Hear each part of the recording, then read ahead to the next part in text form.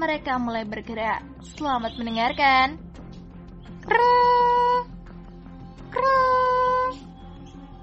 Halo Pak Lamhot, Bang Tigor.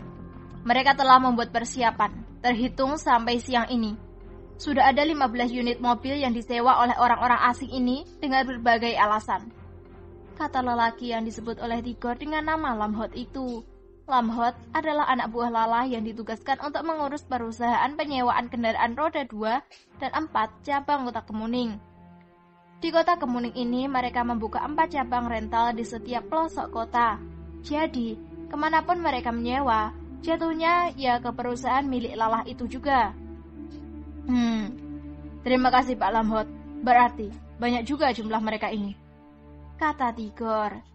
Setiap mobil katakanlah bisa ditumpangi sebanyak 4 orang. 4 dikali 15 berarti ada 60 orang, jawab Lamhot. Gila, berarti mereka benar-benar ingin membunuh dan berhasil. Hanya untuk mengejar satu orang anak remaja saja, mereka mengerahkan sampai 60 orang pembunuh bayaran. Tidak masuk akal, kata Tigor sambil menggeram. Mereka ini mungkin orang berduit, Bang. Lagi pula, mengapa heran? Sebelumnya, mereka pasti sudah melakukan penelusuran terlebih dahulu tentang siapa-siapa saja yang memiliki hubungan baik dengan Tuan Besar. Makanya, mereka mengirim banyak orang. Karena mereka sudah menduga akan menghadapi kekuatan kita di sini, kata Lamhot. Masuk akal juga teorimu itu. Baiklah Pak Lamhot, bersikap wajar saja ya, biarkan mereka tahu bahwa mereka salah sasaran, kata Tigor sebelum mengakhiri panggilan telepon itu. Bagaimana Paman? Tanya Joe yang berada di kursi dengan Alin. Mereka menyewa mobil di perusahaan mertuanya Roger yang berada di kota ini, Ketua. Jumlah yang cukup ramai sebenarnya jika dipikir, hanya untuk menargetkan satu orang. Mereka sampai mengirim sekitar 60 orang ke Kota Kemuning ini. Ini masih hitungan kasar, kata Tigor menjelaskan. Brak! Sialan mereka itu, kubunuh mereka dan sisakan hanya satu orang saja untuk mengirim berita ke Megaton bahwa orang-orang yang mereka kirim sudah mati tanpa kubur di perbatasan Kota Batu dan Kota Kemuning ini, kata Joe sambil membanting keras di atas meja sehingga pecah berderai. Semuanya bersiap sedia. Sebelum kita berangkat, buat satu kehebohan agar aku menjadi pusat perhatian. Biarkan semua orang tahu bahwa aku akan berangkat menuju ke kota Tasik Putri. Aku ingin mereka membuntuti kita, kata Joe memberi perintah. Siap Ketua, kata Tigor, Ameng, Andra, Sugeng, dan yang lainnya. Bibi Alin, tidak boleh pergi kemana-mana. Sekarang aku sedang serius dan jangan ada yang membantah perkataanku. Serahkan semua alat telekomunikasi Anda kepadaku. Maaf, bukannya aku tidak mempercayai Anda, tapi aku harus lebih berhati-hati dalam masalah ini, kata Joe sambil menampung tangannya ke arah Alin. Mendengar permintaan Alin hanya menurut saja dan langsung menyerahkan tas tangan bawaannya kepada Joe William. Terima kasih atas pengertian Anda, Bibi, kata Joe sambil membungkuk hormat, lalu bergegas keluar dari kamarnya itu. Tak lama setelah Joe dan yang lainnya berangkat, kini sekitar 20 orang lelaki berbadan tegap berdatangan ke kamar tempat Joe menginap tadi. Maaf Miss Alin, kami adalah pengawal yang ditugaskan oleh Ketua untuk menjaga keselamatan Anda, kata mereka kompak. Mendengar ini, Alin hanya mengangguk saja, lalu mengalihkan perhatiannya ke arah luar melalui jendela kamar hotel tersebut. Beberapa orang tampak keluar dari lobi hotel dengan mendorong sebuah troli yang di dalamnya tampak seorang pemuda berpakaian serba hitam dengan masker berbentuk kucing, tampak sedang berjingkrak-jingkrak di dalamnya. Perbuatan pemuda itu persis seperti orang yang kurang waras. Namun, siapa tahu dalam hatinya kini sedang panas membara, dan sudut ekor matanya tidak henti-hentinya melirik ke kiri dan ke kanan, memperhatikan setiap pergerakan. Menargetkan aku seperti binatang buruan. Kalian salah besar. Setelah ini, gantian aku yang akan menargetkan kalian, kata pemuda itu dalam hati.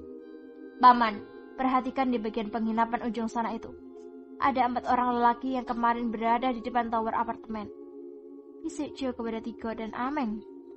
Benar Ketua, mereka terus memperhatikan kita, kata Tigor pula.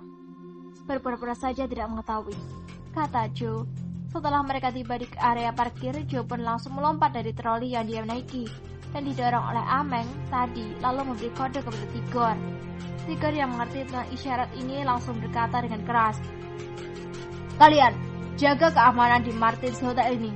Kami akan berangkat dulu ke kota Kemuning untuk menemani Tuan Muda Joe William, putra dari Jerry William dari Star Hill, untuk meninjau proyek yang ada di sana," kata Tigor dengan suara yang sangat-sangat dikeraskan, sehingga terdengar oleh semua orang yang berada di sekitar area parkir depan Martin's Hotel tersebut.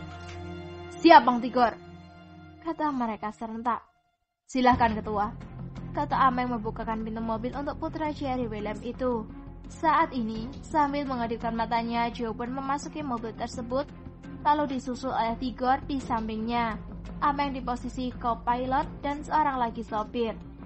Beberapa menit berselang, kini rombongan Joe William dan Tigor yang berjumlah 3 unit mobil itu pun bergerak perlahan meninggalkan area parkir Martin's Hotel menuju jalan raya, lalu segera mengarah ke jalan yang menghubungkan 3 kota besar lainnya, yaitu Kota Batu, Kota Tasik Putri, dan Dolok Ginjang. "Sean, mereka mulai bergerak," tampak seseorang yang duduk di sebuah restoran dekat Martin's Hotel itu melalui pesan suara. "Ya, aku melihatnya." Kini lelaki yang berada di restoran itu langsung membayar makanannya, kemudian bergegas menghampiri keempat orang asing yang berada di penginapan seberang jalan sana. "Bagaimana, Baston?" tanya salah seorang dari keempat lelaki yang berada di depan penginapan itu kepada lelaki yang baru tiba dari restoran tadi. "Benar, seperti yang diberitakan oleh mereka semalam, bahwa mereka hari ini memang memiliki agenda untuk meninjau langsung proyek real estate yang berada di kota Tasik Putri," jawab lelaki bernama Baston itu. "Bagus. Hahaha. Segera kirim pesan di grup, suruh mereka bersiap-siap. 5 menit dari sekarang kita bergerak menyusul mereka, lalu seperti yang telah kita rencanakan, cegat mereka di perbatasan Kota Batu," kata lelaki bernama Sean itu sambil tertawa senang. Dalam hatinya, saat ini jutaan dolar sedang menunggu mereka karena berhasil dalam menjalankan tugas untuk membunuh putra Jerry satu-satunya itu. Jika dikaji dengan nalar yang dangkal, memang tidak sulit untuk menuntaskan tugas ini dengan tingkat kesuksesan yang menurut pemikiran mereka sama sekali tidak sulit, dan pasti akan berhasil tanpa hambatan yang berarti. Hal ini wajar, karena menurut jumlah orang, mereka unggul jauh dengan 15 kendaraan dan yang akan mereka cegat hanyalah orang-orang yang menggunakan 3 kendaraan saja. Mereka tidak menghitung sopir dan Joe Williams sendiri. Ini karena mereka menganggap bahwa Joe hanyalah seorang anak remaja yang pastinya sangat mudah untuk dibunuh. 5 menit dari Baston mengirimi pesan suara tadi, kini tampak 5 kendaraan melaju dengan kecepatan tinggi menyusul rombongan Tigor.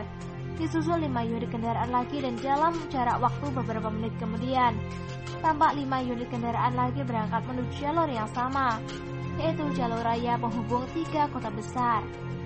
Halo para pendengar, episode